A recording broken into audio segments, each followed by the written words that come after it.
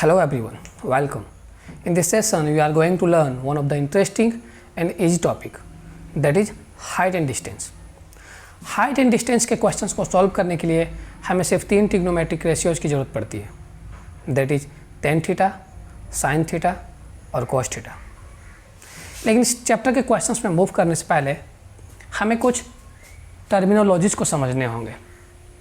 इसके दो एंगल्स को समझना ज़रूरी है, एक एंगल ऑफ एलिवेशन और एक एंगल ऑफ डिप्रेशन। दोनों एक ही चीज़ है लेकिन बस थोड़ी सी डिफरेंस है। पहले केस में कि मान लेते हैं एक टावर है, टावर के टॉप पे कोई ऑब्जेक्ट है या फिर जिसे हम लोग ऑब्जर्व कर रहे हैं और ग्राउंड पे बैठा कोई व्यक्ति है। अगर ये व्यक्ति टावर के टॉप पे रखे ऑब्जेक्ट को देख रहा तो ऑब्जेक्ट और इसके आँख के बीच के जो लाइन होगा उसे हम लोग लाइन ऑफ साइट बोलते हैं। ये साइट चूँकि ये इसी लाइन के थ्रू उसे देखा जा रहा और एक हॉरिजॉन्टल होगा, तो लाइन ऑफ साइट और हॉरिजॉन्टल के बीच के एंगल को एंगल ऑफ एलिवेशन बोलते हैं। यहाँ पे देखने वाली बात यह है कि ये जो ऑब्जर्वर है ये ग्राउंड पे है और जो ऑब्जेक्ट है ये ग्राउंड के ऊपर है। अगर ऐसा कंडीशन रहा है तो इसे हम लोग इस एंगल को एंगल ऑफ एलिवेशन बोलेंगे। अगर इसके ऑपोजिट रहा, ऑब्जर्वर एक हाइट पे होगा और ऑब्जेक्ट नीचे होगा, ये मान लेते हैं कि यहाँ पे कोई ऑब्जेक्ट है और यहाँ से बैठा टावर के या फिर ये बिल्डिंग की टॉप पे बैठा कोई ऑब्जर्वर इस ऑब्जेक्ट को ऑब्जर्व कर रहा है, तो ये जो लाइन होगा इसे लाइन ऑफ साइट बोलेंगे और लाइन ऑफ साइट और हॉरिजॉन्टल के बीच के एंगल को हम लोग एंगल ऑफ डिप्रेशन बोलेंगे। यहाँ पे एंगल ऑफ एलिवेशन या उन्नयन कोण, यहाँ पे एंगल ऑफ डिप्रेशन या अवनमन कोण, दोनों एक ही चीज़ है। ये एंगल चूँकि ये लाइन और ये लाइन दोनों पैरेलल है तो ये जो एंगल होगा और ये एंगल अल्टरनेट एंगल हम लोग बोलते हैं, दोनों सेम होगा या हिंदी में एकांतर कोण बोलते हैं।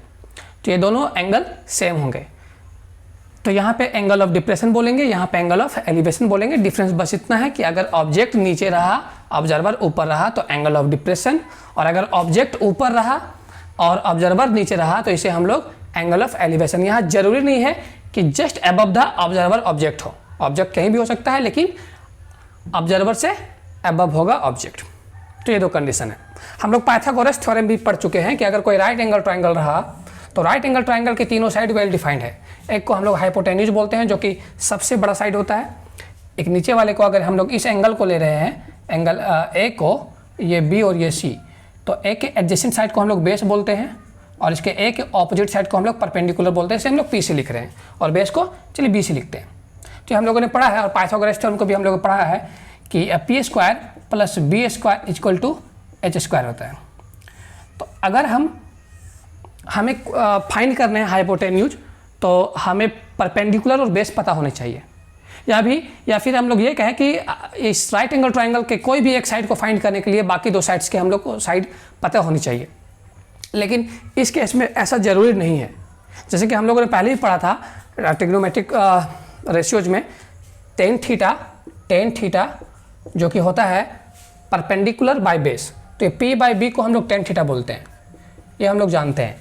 और साइन थीटा भी हम लोगों ने देखा था, sine theta perpendicular by hypotenuse P by H, और कोस थीटा जो होता है वो base by hypotenuse that is B by H, ये हम लोगों ने देखा था।